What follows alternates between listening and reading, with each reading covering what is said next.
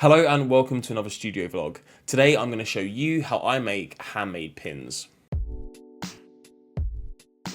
So for a bit of context, I love enamel pins. I love enamel pins. I used to wear a blazer with a pin on it for like a good chunk of my late teens to my mid-20s. It was shirt, blazer with a pin and a pair of jeans. And that was my outfit for the day, most days. I've also been successful in my art journey so far in creating 2 Kickstarters for different series of pins. Now that being said, creating enamel pins is a slow and expensive process, so I spent some time looking for a faster, cheaper alternative and found this method that I'm showing you today. So without further ado, let's get into it, shall we? First, I take my artbook into Photoshop and I reduce the opacity down to 75%. This step is super important and you'll find out why in a minute. Next, I take the artwork into Silhouette, which is my cutting software of choice, and I apply 2 different colour outlines, one for a cut at one depth and one for a cut at a second depth. Next, I put my shrink plastic into my printer with the matte side facing up, and I print this like I would any other sticker sheet.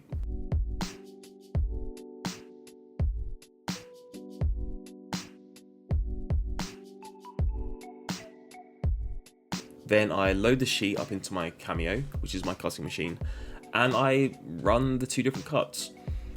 The material is quite brittle and quite dense, so it takes a long time to cut through. Despite being cut a total of 12 times by the machine, the pieces aren't fully cut out. It's quite annoying, but the cut is deep enough that I can pop the pieces out by hand.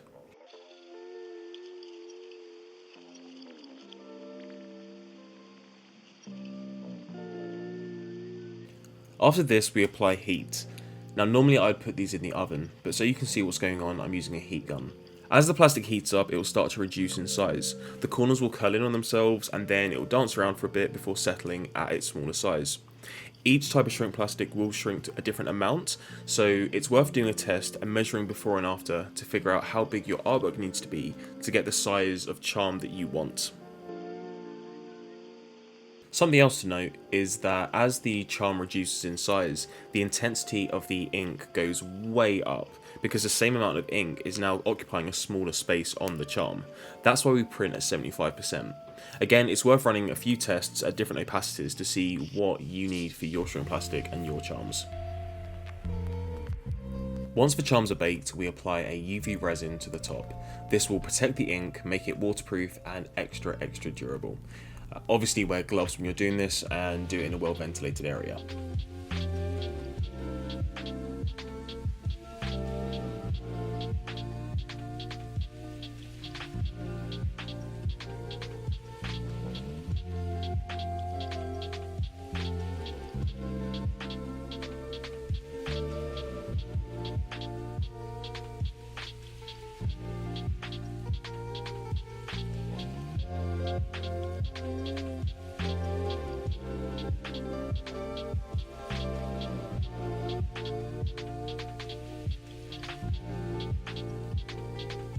Once everything's cured, add it to a backing card and you're good to go.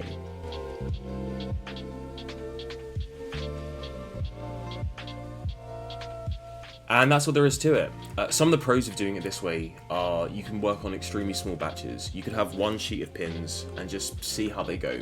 You don't need to commit to a minimum order of 50 like you would with enamel pins. Another pro is that this process is very fast. You can get scores of these done in an afternoon.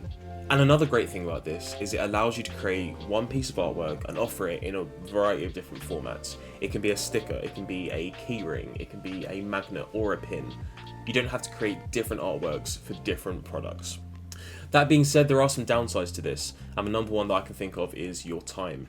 You have to do every step along the way. You're not just sending the artwork to someone else and waiting a week for it to sort of turn up and be finished. And the material is a little bit temperamental. The ink can smudge if it's not fully dried, it can chip off, the plastic itself can break as you're popping the pieces out of the sheet.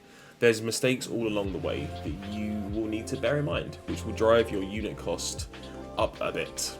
But anyway, that's all for today. I know this was a bit of a different studio vlog compared to what I would normally post, but after I posted a short of this process, I got some comments and feedback from other artists that made me want to package this in a way that was digestible to them, rather than a sort of cutesy lo-fi, oh my god, look at me creating things. I want it to be a no gatekeeping, if you want to do this as an artist, here is how. If I feature this in future vlogs, it will be more of the sort of like general, hey, look at the process, lo-fi music kind of vibe. But for this video, I wanted to say, hey, look, if you want to do it, go ahead. A rising tide lifts all ships. But anyway, links to buy that pin are in the description down below.